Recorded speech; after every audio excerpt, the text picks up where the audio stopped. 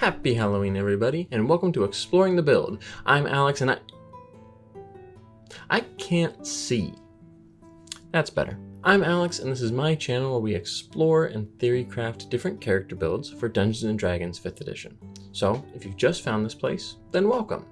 And if you're returning, I am of course glad to have you back. Today, we are doing a Halloween special, where normally we would be doing some character builds. We're still going to be doing a couple of character builds, but with a special twist. So, sit back, strap in, and come with me for the journey as we explore some builds.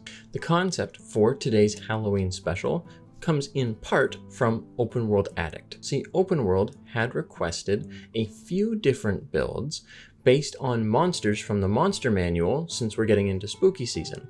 And instead of being traditional Halloween type monsters, they wanted to see some classic D&D monsters. Now, I just want to say right off the bat that I really love some of the ideas in the request, and these builds do sound very interesting. We had a dragon, a giant, a vampire lord, of course, as well as an alpha werewolf.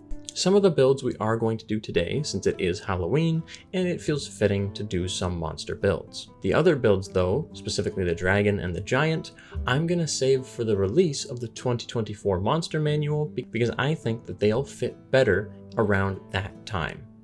The extra reason why I like doing the Vampire Lord and Alpha Werewolf as our special Halloween builds today is, as the title of the video would suggest, we're actually going to run a battle of the builds. I'm going to be presenting the Alpha Werewolf and the Vampire Lord and actually run a simulated combat for each of the builds. We're not going to be coming at it from a real serious analytical perspective, keep in mind. It's more Halloween fun with a little bit of narrative play that also allows us to see each of the builds in practice. So, really quick, let's look at what the Alpha Werewolf and the Vampire Lord requests actually have in mind for us to try and get for our builds. The Vampire is a Dhampir, rogue, and either Shadow Sorcerer or Undead Warlock. But the important things for this character are that they have a stealthy, blood-sucking bite, as any good vampire would. They can turn into a flying bat and transform into mist.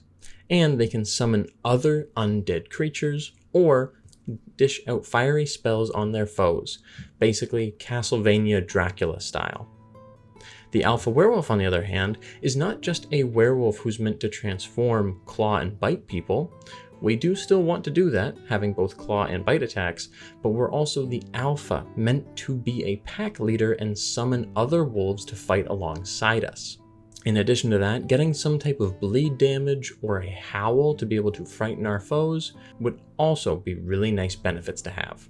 So with all that said, we're going to jump over to our two quick builds now, but I will say, I'm only going to be looking at level 11 specifically, since that's when I am running the combat at, but I will be sure to mention how each build would progress after level 11 in case you wanted to actually play the build at the table. And I also want to highlight what each of the build's goals are for the combat that we are going to run. Without any further ado, let's have some Halloween fun and jump into the builds.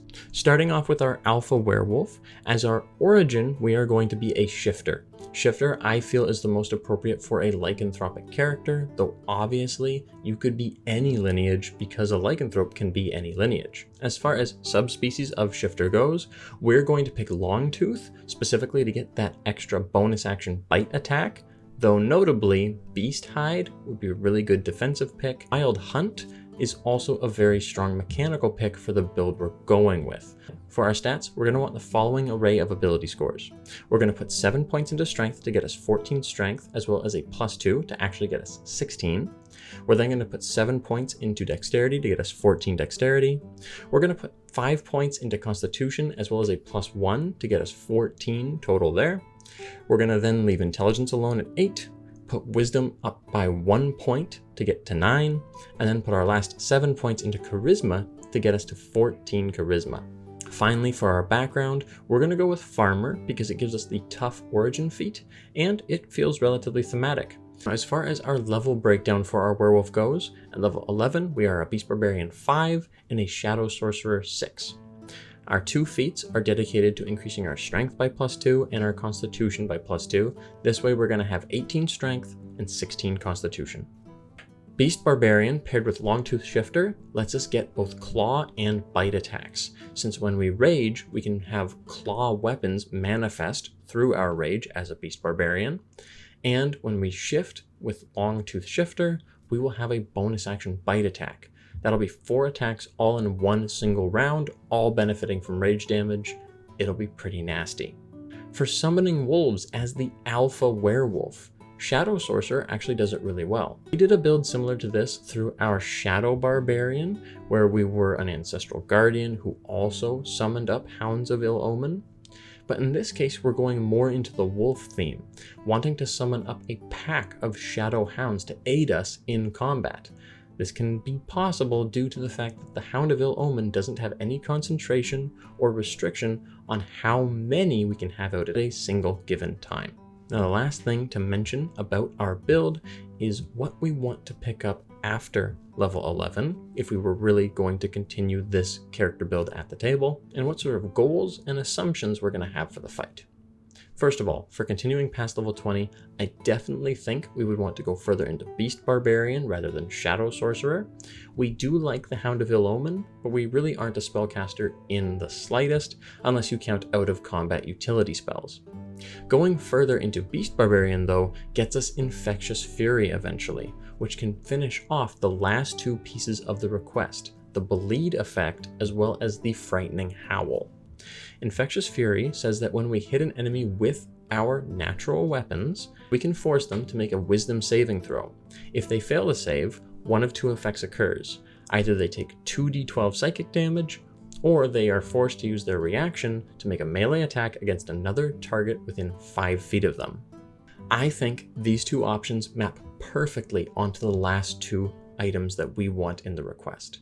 The 2d12 psychic damage can easily be reflavored as a bleed type of effect that occurs after we've clawed the enemy, and the reaction that we can cause our enemy to make can easily be reflavored as us howling immediately after we've hit them, right in their face, inducing a terror-filled panic response in that enemy, causing them to swing wildly and hopefully hit an ally of theirs.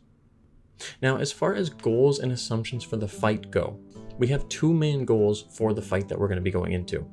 Number 1, we want to try and have 2 Shadow Hounds on the field fighting alongside us at one given moment. Goal number 2 is to do an entire round of claw, claw, claw, and bite. That's our full attack action with all 3 of our claw attacks from being a Beast Barbarian, along with our Longtooth Shifter bonus action bite attack. Finally, for our assumption, we're giving both of our character builds today 1 heroic inspiration to use at some point during the fight, and I'm also going to say that the Beast Barbarian has a breastplate in terms of a singular item that they might really want. And now we're on to our Vampire Lord. For our Vampire Lord, our lineage is pretty easy. We're going to be a Dhampir. Technically, any lineage can be a vampire, but a Dhampir gives us the mechanics we want to feel like a vampire right away. From the bite, to the increased speed, to the eventual spider climb. Now, as far as stats go, we're going to want the following array of ability scores. We're going to leave Strength alone, sticking at 8. We're going to put 7 points into Dexterity, getting us to 14, as well as Constitution, so a 14 there. We're going to put 4 points into Intelligence, as well as a +1, because we're kind of forced to. I'll talk about that in a sec. And that's going to leave us with 13 Intelligence overall, though. We're going to leave Wisdom alone at 8, which seems like a dumb decision, and it probably is, but for the sake of our builds today, it doesn't really matter that much. And then for our Charisma, we're dumping everything in there with our last 9 points, as well as a +2 in order to get us 17 Charisma. So why the poor-ish stat distribution along with the odd Intelligence ability score? The reason I did that is because we're taking the Noble background. The Noble background fits a Vampire Lord very, very well. It gives us the Skilled Origin feat, which actually thematically isn't that bad. I think a vampire, especially one that is going to be a rogue, really would benefit from having the Skilled Origin feat. Now, of course, the stat distribution is what kind of hampers us. Noble in 2024 is locked into the stats that it wants to take. Strength, Intelligence, and Charisma. So if you didn't want to use Noble, then I would definitely recommend a background from a previous book. I did not go with that though, just to keep both origins within the 2024 Player's Handbook today. Looking at the Vampires level breakdown, at level 11, we are a level 5 Thief Rogue and a level 6 Fiend Warlock. That's different than what was in the request. I'll talk about that in a sec. As far as our feats go, we're going to take a Charisma half feat. This I have kind of left up to be dealer's choice. It can be any feat you want that improves Charisma by +1. Could be Actor, Shadow Touched, Fey Touched, literally anything. I'm going to say that it is Fey Touched in order to pick up a free casting of the Misty Step spell, and we're going to reflavor that as one of the many options that a vampire might have for a get out of jail free card, like turning into a mist form. Now, as far as the key components of the Vampire Lord, what does our level breakdown actually get us? Well, gaseous form from just being a warlock gets us the ability to turn into a gaseous form, or like a cloud of mist. The spell Summon Undead lets us summon undead minions, which we also get from just being a warlock, so that's pretty awesome too. The Vampire Bite plus being a rogue and taking expertise in stealth is going to allow us to get a very stealthy bite off at some point during combat, hopefully, so that's another thing checked off our list. And finally, the fiery spells that we would want to be slinging as a Vampire Lord, we can pick up from being a Fiend Warlock. Now, admittedly, we could have picked up all of those spells from being a sorcerer as well. The thing is though, if we were going to be a sorcerer, we'd probably be a shadow sorcerer, and honestly, since Werewolf already is a shadow sorcerer for the sake of this fight, I didn't want to just carbon copy that. I wanted us to go in our own direction, so we're going to go with Warlock instead to pick up the fiery fiend spells, as well as getting the nice Pact of the Blade features, which can pair very nicely with being a rogue. Speaking of Pact of the Blade features, what invocations do we have as a 6th level warlock? Well, we have 5 invocations total, so we're going to want Pact of the Blade, Thirsting Blade, Agonizing Blast, Fiendish Vigor, and Armor of Shadows. Now, how would we advance this Vampire Lord after level 11 if we were really playing them at the table? And likewise, what are our goals and assumptions for the fight similar to the werewolves? Well, as far as going past level 11, honestly, we kind of have everything we want as a Vampire Lord. What we would be picking up is just more of what we already do. That's more spell casting that can make us feel very vampiric, or more roguish abilities that can make us feel like a hunter in the night. A couple key things to note would be the invocation Life Drinker, as well as the feat Baleful Scion from Adventures in the Multiverse. Both of these features, the 2024 Life Drinker of course, and the feat Baleful Scion, using backwards compatibility, each have their own version of a little bit of vampiric lifesteal. Life Drinker says that once per turn we can deal a little bit of extra damage and spend a hit die in order to recover health when we deal that extra damage. Though that's being used through our Pact of the Blade, I still think that that is a very cool vampiric-esque ability. Baleful Scion, on the other hand, says that when we damage a creature within 60 feet of ourselves, we can deal necrotic damage equal to a d6 plus a proficiency bonus, and regain a number of hit points equal to the necrotic damage dealt. That is also some very nice lifesteal that I think fits perfectly with a vampire build. Besides that though, you could honestly pick any level breakdown you wanted to for your Vampire Lord, and I think you would come out looking like a vampire. Looking at our goals for the fight though, we have 3 actually. 2 of them we for sure want to try and do. One of them is kind of a 50-50. The ones that we want to really do are try and get off a stealth bite if possible during the fight, whether we're hiding or potentially ambushing our enemy. We also want to cast a fiery spell, because we wouldn't be a Vampire Lord if we didn't throw around at least one powerful fiery spell.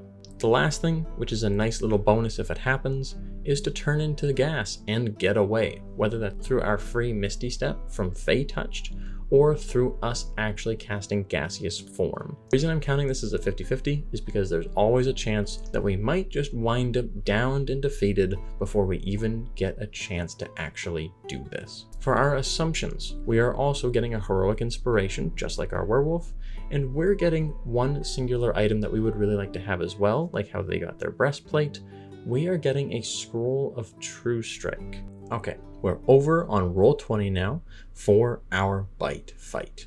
We have our two characters here. The 125 HP is our werewolf, and the 91 HP with 12 temporary hit points is our vampire. To set the scene a little bit, let's say it is night on perhaps a harvest festival eve. Our werewolf, this farmer who lives out alone just on the outskirts of town, is headed home because he knows that soon as the moon grows higher into the sky, he will undergo his inevitable transformation. Not wanting to be near the innocent townfolk, he would prefer to be more isolated at his farmstead. On his walk home, he passes another traveler. This one appears foreign, dressed in very fine attire of an exotic land.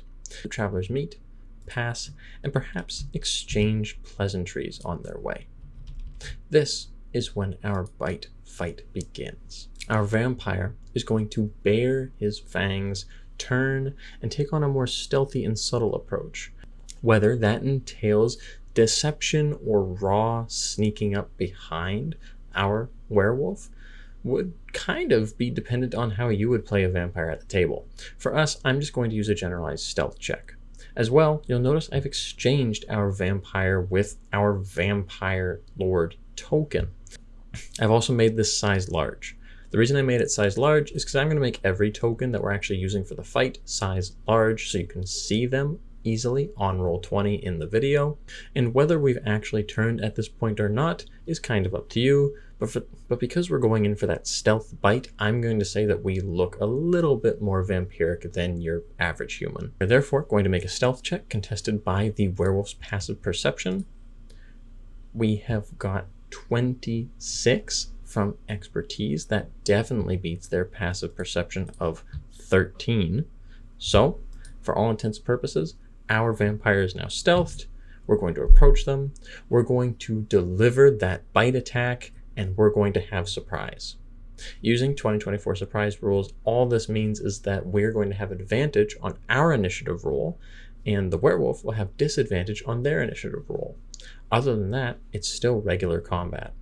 For the vampire's initiative, we got 16, but for the werewolf's initiative, they still got 19. Here's where things get a little hazy. Obviously, what's triggering the fight is the fact that our vampire is biting the werewolf, and we want to do that stealth bite.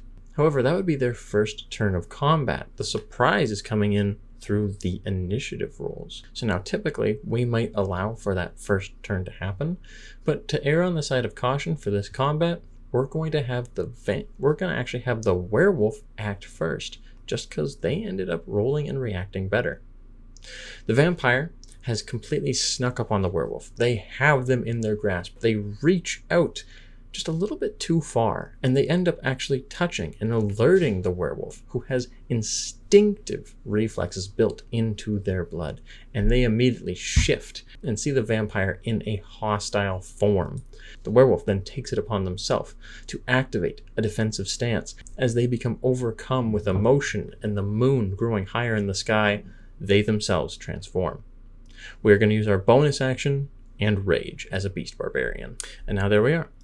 So our werewolf going up first is going to just unleash 3 attacks after having used their bonus action to rage.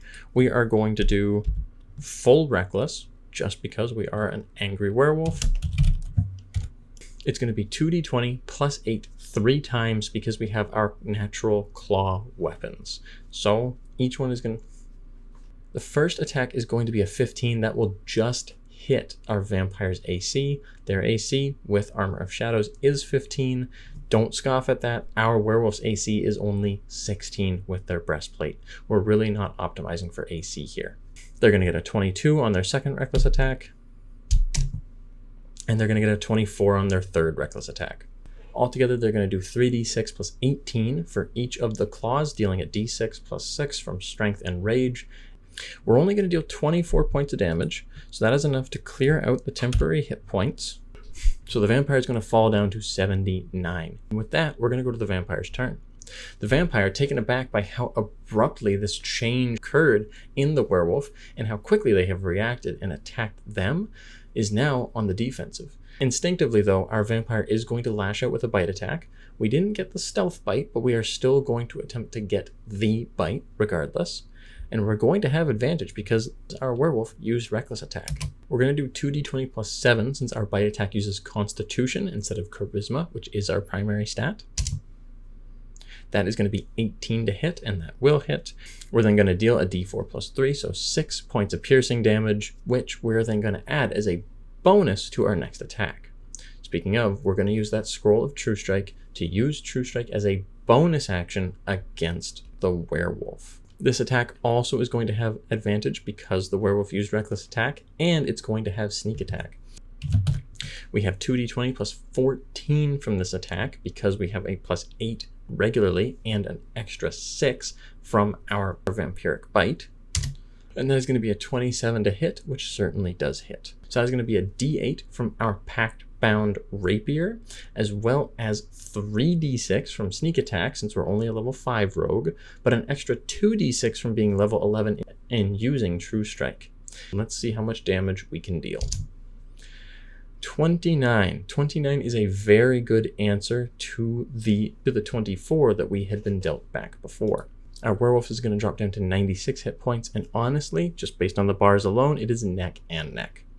Now, that's going to end round 1 for us. Let's see what happens in round 2. Going into round 2, it is our werewolf's turn. Our werewolf is going to bite the bonus action to further transform, gaining more power from the moon. We are going to activate our shifter ability.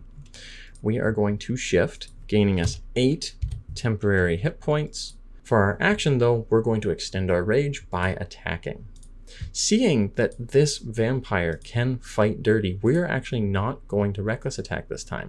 For the sake of speed, I'm going to run them all at once. We have a plus 8 to each roll. The lowest is going to be 15, which of course hits, meaning another 3d6 plus 18 damage. 28 points of damage is going to pop our vampire down to half at 51, and they are in a very tight spot. If the vampires turn up, they are going to really suddenly realize that they need to reassess the situation. They're going to do a couple tricky things here. They are going to use their action to make a True Strike attack, but they are going to use their heroic inspiration to gain advantage on the attack so they can potentially deliver sneak attack. So they have 2d20 plus 8, and they got double nat 1s. Not much we can do about it though. They are going to now go on to the rest of their plan, which was to bonus action Misty Step, which essentially acts like a mini gaseous form, allowing us to teleport 30 feet. And then we are going to move our 35-foot movement speed to get away.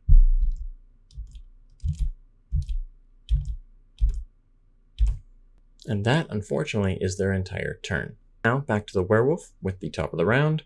Given that we can still see the vampire, I'm assuming they're more like in this square here, even though we are size large, just for the sake of being able to see the tokens. We're going to run after them.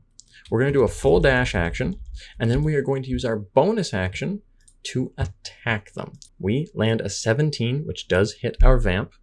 And a nice shadow buff to the long tooth shifter is the fact that there's no more non-magical versus magical piercing, slashing, bludgeoning damage. It all just is.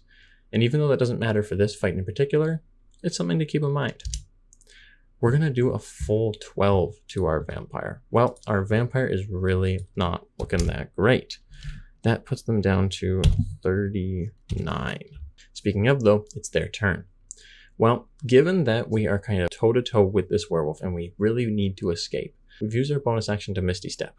We could use an actual spell slot to Misty Step, but we kind of want to throw some fiery spells as well as potentially save a spell slot for gaseous form to escape with.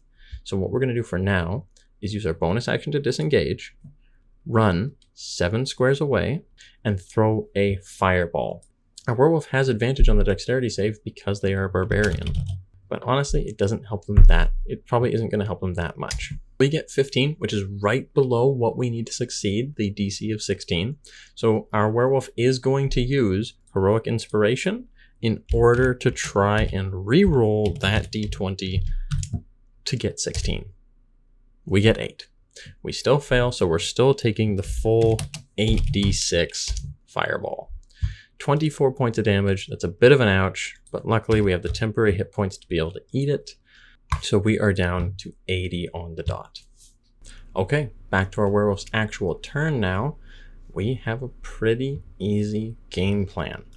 We're gonna go 1, 2, 3, 4, 5, 6, 7, catching up with our vampire because their disengage and movement wasn't enough to get away.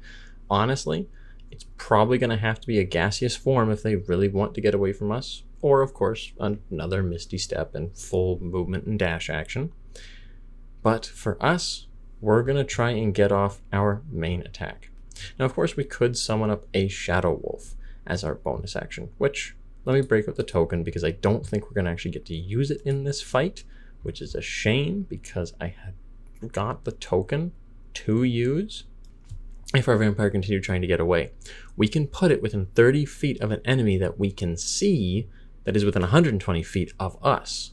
That is a pretty far range. And it's only costing us sorcery points, not spell slots. So that's also pretty nice, given that we can also do it while raging. It's not a spell, all that sort of stuff. We're kind of just going for the kill here since we are a very angry werewolf. And we also have a goal of trying to get a claw, claw, claw, and a bite all off in one turn. And that is what we're going for. We're actually going to go full reckless with this one. We're just going straight up for the kill. So let's throw caution to the wind. 2d20 plus 8, 4 times. First attack, 26, that hits. Second attack, 24, that certainly hits. Third attack, 26 again. Lucky we had advantage, there was a nat 1 there. And the final attack, a 20, that also hits. This is going to be 4d6 plus 24. 39 points of damage altogether. That is enough to put down our vampire. So that was our Halloween special bite fight. Hopefully the builds themselves were thematic enough to give you a little bit of inspiration to maybe try them in a Halloween one-shot.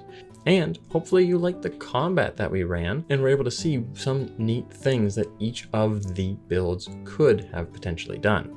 Obviously, it wasn't as interesting as maybe we would have wanted it to be, but I do hope you still enjoyed it a little bit.